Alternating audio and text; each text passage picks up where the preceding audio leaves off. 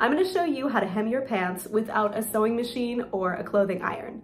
I'm Kat, I'm the drunk bridesmaid, and I'm going to show you how to hem your pants with a flat iron. If you're like me, you probably don't have room in your tiny apartment for a clothing iron and an ironing board. If you even had one, would you actually make the time to iron your clothes? Probably not. All you need to do here is grab a flat iron for your hair and some hemming tape, like this heat bond hemming tape here, and we're gonna go hem some pants. As you can see, the pant legs here were ridiculously long, and I've already hemmed one leg up to show you what it's going to look like.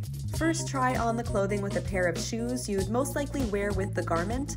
Get a friend, roommate, or Instagram husband to help roll up the pant leg to your desired length. If you try to roll the pant leg up yourself, the fabric just keeps shifting around as you bend over, and this kind of makes this step super frustrating, so just have a friend measure the amount you're planning to hem up. Before you start this project, make sure to check the label for this symbol. That means do not iron. So if you see that, that means you should stop this video right now and get yourself to a seamstress. Flip the whole garment inside out, and I've already done this here. Now we're gonna fold the excess fabric over. The goal is that once we've applied the hem adhesive and we flip the garment back to the right side, the side that people see, the fabric will be tucked under and you won't even see it. Measure the amount you've already determined that you'd like to hem up. Measure your fold all around the pant leg so we don't end up with one uneven side. I'm using Heat and Bond hem adhesive, and it ran just under $5. This one is made for lightweight fabrics and dark colored fabrics. This brand also makes an adhesive tape for light colors and heavy and lightweight materials. So just make sure that you order the right one for your project. If you only need to hem a small length of fabric, you probably only need one layer of this adhesive, but as you can see, I'm hemming up about 4 inches, so I'll need to put a long piece of adhesive at the new bottom hemline here, and later I'll add another at the top.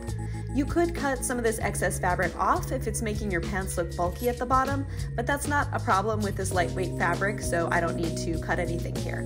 So I'm using this Conair flat iron. It's a pretty standard, simple, cheap one. It has 25 different settings on it.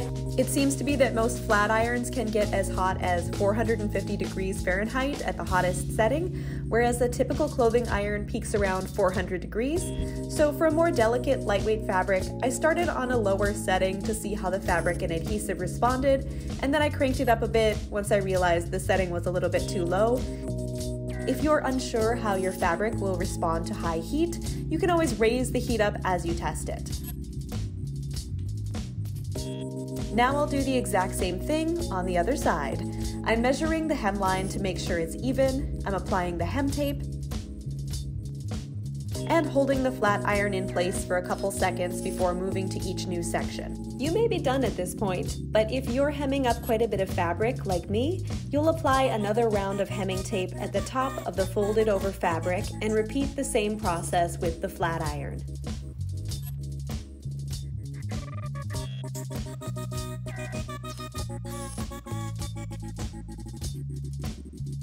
And now you've got a professional looking hemline. And that's it.